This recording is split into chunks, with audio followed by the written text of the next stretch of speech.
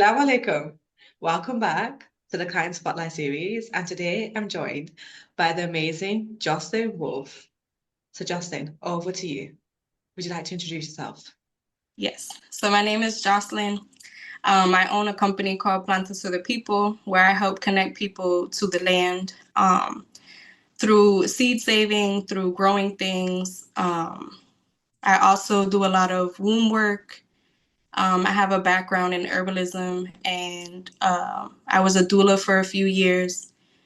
Currently, right now, I'm a executive director of a non-for-profit that also deals with farming and plants.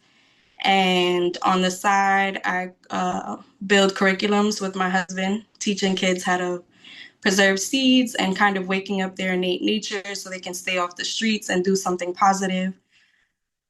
Um, and yeah, so just a lot of my work has to deal with it, all goes back to planting and farming, and the message that it brings. Oh, that is so beautiful, Jocelyn. And where can people find you? Currently, right now, I'm on Instagram and I have my website up. And both of those things are plantas for the people, which is just plants in Spanish. And um, it's spelled PLANTASFORTHEPEOPLE. And it's the same thing as the website. Love it. And I'll be sharing the links below in this video so people can find you because the work you do is incredible, mashallah. And Thank you. coaching you for the past 8 weeks, I really got to understand the woman you are. Like to me, one of the archetypes that really fits for you is, in my personal opinion, is the seraphim mixed with the muse. Like for me, you're just very inspiring. You're very powerful. Alhamdulillah, Mubarak. You have a very powerful energy, very healing energy, and you have such untapped gifts, but I know you know these gifts. And it's like, I feel like the woman you are now is this creative, powerful, unstoppable woman. Like you ain't got time to play anymore, basically. Right. That's how I've seen you evolve. Alhamdulillah. So let's get started. What made you join Sacred Feminine Pleasure?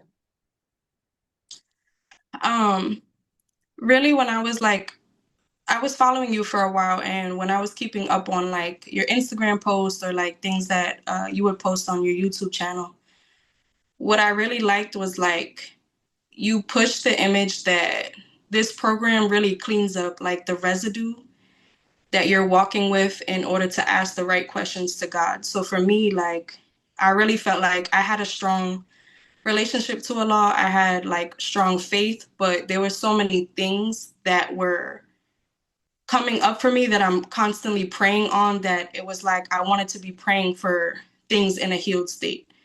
I didn't want to always be like asking to overcome um, just my emotions in certain situations, like, and I really just feel like this program helped clear out the residue that I was walking with in order to like embody who I needed to become and ask those questions to God.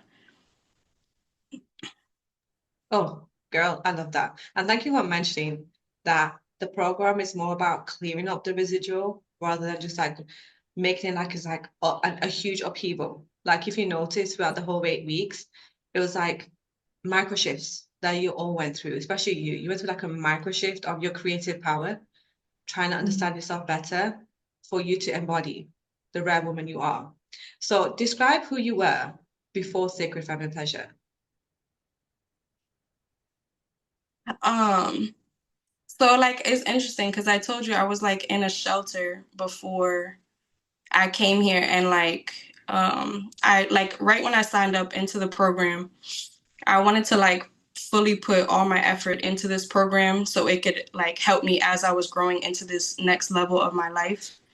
And I just feel like who I was before, I was always just giving advice to people or like not to say that I was above people, but I just noticed that like everywhere that I went in my surroundings, I was either having to teach something or give something of myself. Um, and I really just wanted like a space to be able to reflect back who I was and be poured back into.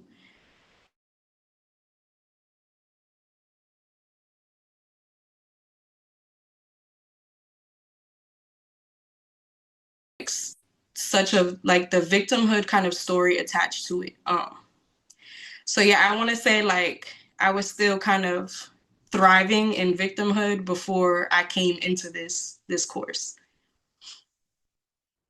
Oh, wow. Thank you for sharing that. And I love the fact that you mentioned that you knew who you were. And I feel like a lot of women who join Sacred Feminine Pleasure know who they are, but either they're afraid to fully step into that power or they just don't know how to embody it, which you mentioned that embodying it was like a big one. And I love the fact that you saw Sacred Feminine Pleasure as something that could pour into you, which is like the crux of it. Like, I don't know the answers, you do, right? It's Mm-hmm. that I'm just here to guide you back home. I'm just creating a safe space for you as a judgment-free zone, and I want you to figure out who you are because all the answers are within you. So, what was it like experiencing abundance rewiring? Because a lot of people get confused, thinking like, is this some woo-woo stuff? How did it feel to go through abundance rewiring every single week?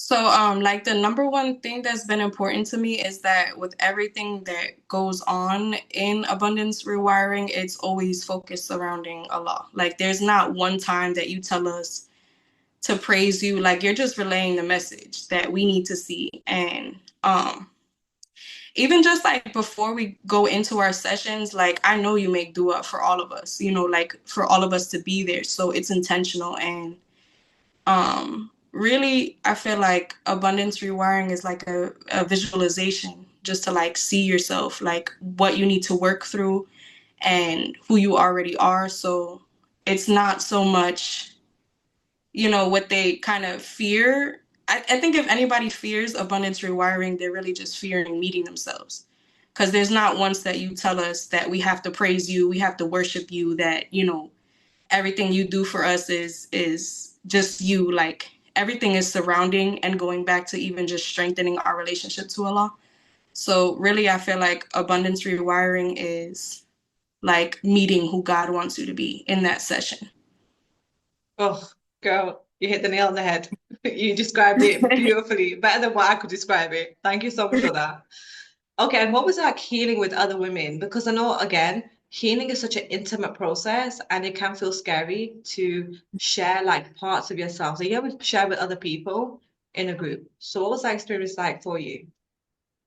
um it gave a lot of clarity and support, because I know like before sometimes even what like wanting to know what I wanted to get coached on that week, like I might have asked the question and be like, oh wait, you know, this came up and maybe that's what I wanted to focus on. And when you're getting coached and you hear other women, you wind up realizing, number one, these people are like reflecting where you're at right now. Like there's like a form of unity in the people that are in the group that's individual to like all of us. And just collectively, it feels good to know that you're not alone. You know, like when you're getting coached and you hear somebody tell you, like, this was really refreshing to hear. I needed to hear this at this moment. I'm also experiencing the same thing.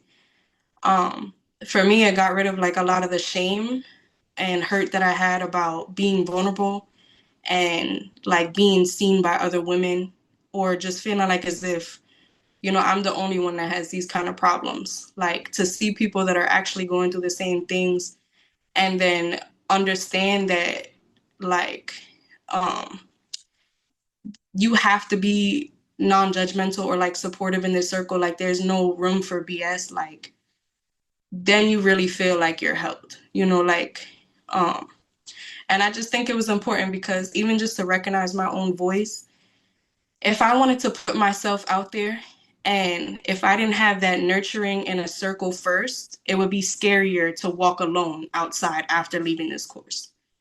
Um, so it just kind of, it gives you like a backbone. Like it lets you be yourself at the same time as just giving you something to fall back on. Oh, that's so beautiful.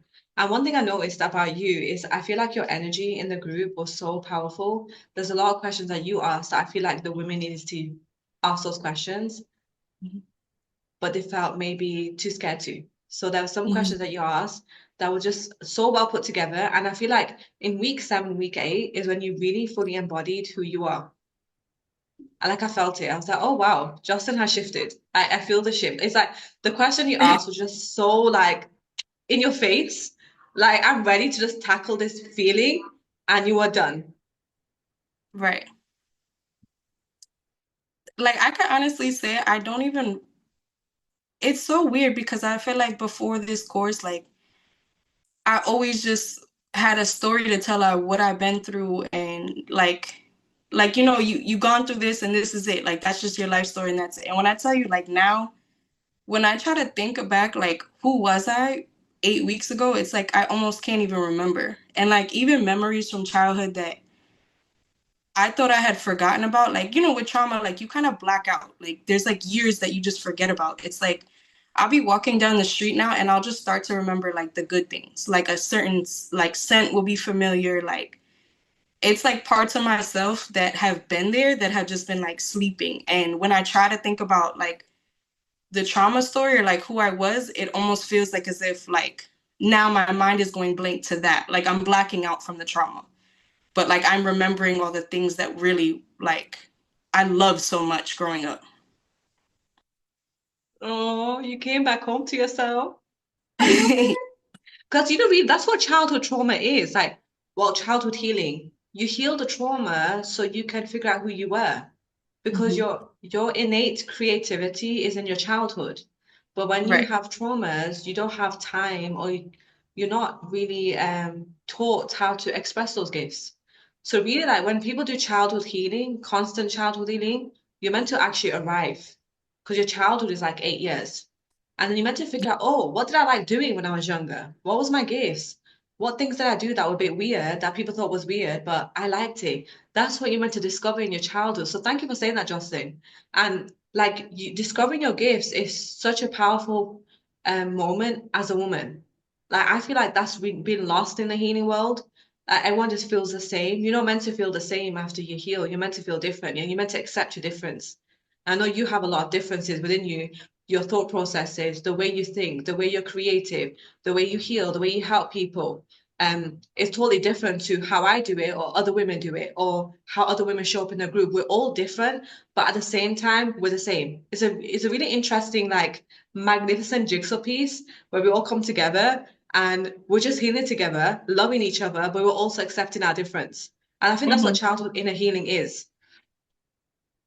Yeah, like you know when you're like rebellious as a kid, like you kind of you don't want people to tell you to do this or do that. Like it's kind of like honoring your rebellion because I think like capitalism and also just like the Western society can make you feel like you have to be on everyone else's time and you got to do what everyone else is doing. You have to look like everybody, sound like everybody. You got to get this degree. You got to do that. Like, and I feel like this program really is for the people that knew they did not fit in that box and like just wanted to kind of walk their own path and honor the things that they're really good at. And so for me, like it feels it's like the good part of being rebellious. Like it's Yeah. the good of like all the time somebody tried to like I'm so glad I didn't get like go to get degrees or like certain things that people did. Like I'm glad that I'm here right now in this course able to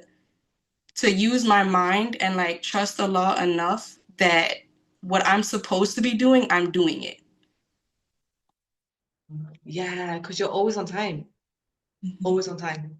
If you have the belief you're always on time, where are you going? Where are you rushing to? You're always on Right. time. There's nowhere to go. Like where are you going? You're trying to catch a train that's not there. Yeah, exactly, exactly. I love that. Okay, so who are you now? I know you mentioned like you can't remember your traumas. Like, what do you feel like has shifted in your life? What's transformed? So much, like even just with motherhood, like this is my third baby, but I just know like I always used to feel like I was missing out with my other children, or like always just trying to do the next thing, rush into the next project. Like I just feel so like at my own pace and just at ease with things that little things that used to trigger me, like even if it just be like a little mess on the floor, like I couldn't function. Or it's like if the baby needed something and I knew I had to complete this project, or like for the rest of the day, I just felt so unfulfilled. And now when I just think about everything, like everything just is so easy. Like all I have to do is just show up. Like if I want to take a nap and I want to sleep in, it's not a problem to do that. Because then when I go into the things that I need to do, like I'm doing it efficiently. Like even today, you know, we were supposed to get on a call. I thought we were getting on the call earlier, and it's like I just like go about my business, and now the baby's sleeping. You know what I'm saying? Like I had time Wow. to just do everything. So I can honestly say I just don't have any attachments to any outcomes, and I don't have any attachments to my emotions. Like I just feel like I can let things go and just be. And that's what was really important for me. Like it's like when you have a cup of coffee and you have so much anxiety, but you realize it's not even the coffee that's giving you the anxiety. It's your dysregulated emotions. And it's like I can have a cup of coffee now and like have energy through the day, and I don't have that rippling anxiety like behind the cup of coffee that was like paralyzing me to get the next thing done. What? That is powerful. Like, especially as a mother, like you have to Yeah, feel so regulated in order to yeah, like raise your kids. I, exactly. I just can't imagine like everything feeling so peaceful for you, like each step being peaceful, like moving on to the next thing. It's fine, it's easy. It's not like I have to do it, I have to do it, I have to do it. It's just like flowing. That's what I see. Right. I love my body for you. That is amazing. Well done, Jocelyn. And by the way, this is all Allah and you. Like you put in the work, you dedicated the time, you said yes to yourself, and you gave Allah permission to heal you.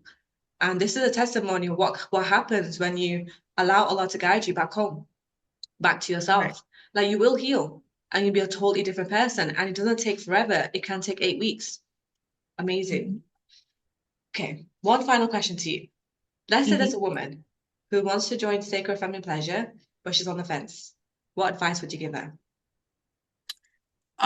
Pray to Hajud about it. Because to be honest, at the when I was at the beginning of this course and you were, asking like, are you next in enrolling? Like I said to myself, like I'm gonna work with her. Like I'm gonna be able to afford it. I'm gonna be able to like show up, and I'm sitting at my looking at my bank account like I don't know how I'm gonna do this. But I tell you, making that investment was one of the best decisions I made because not only was I able to afford the course with ease, like the money, I had clients sign contracts that provided the money for me to make the down payment, to pay it off right on time.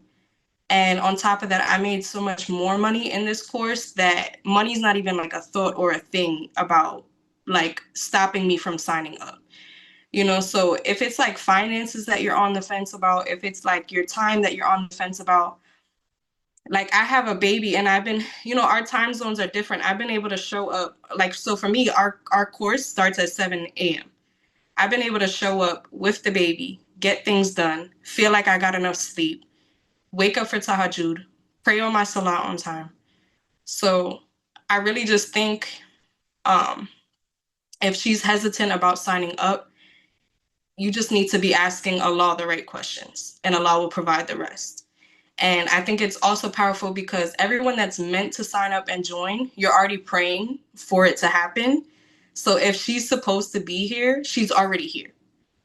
She's just got to just say yes to it. It's all about just saying yes. Like as soon as I said yes, and I said no matter what, no one's going to tell me nothing. No one's going to tell me that that's a crazy amount to pay. Like none of that.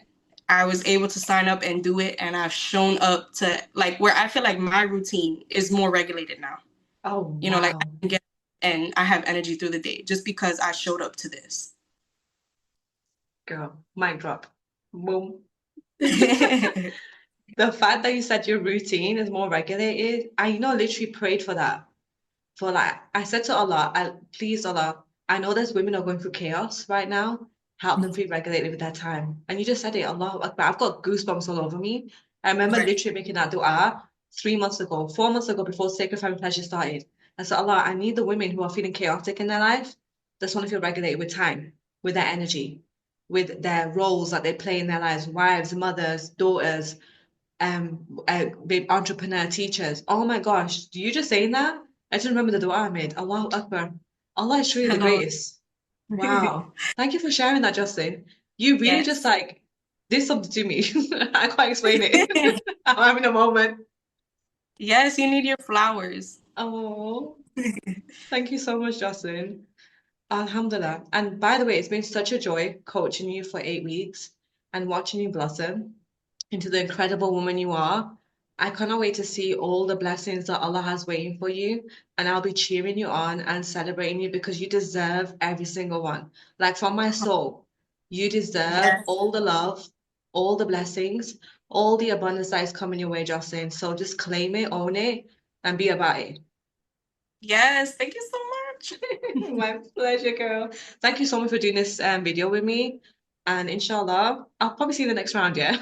Yeah, exactly. Inshallah. Thank you, love.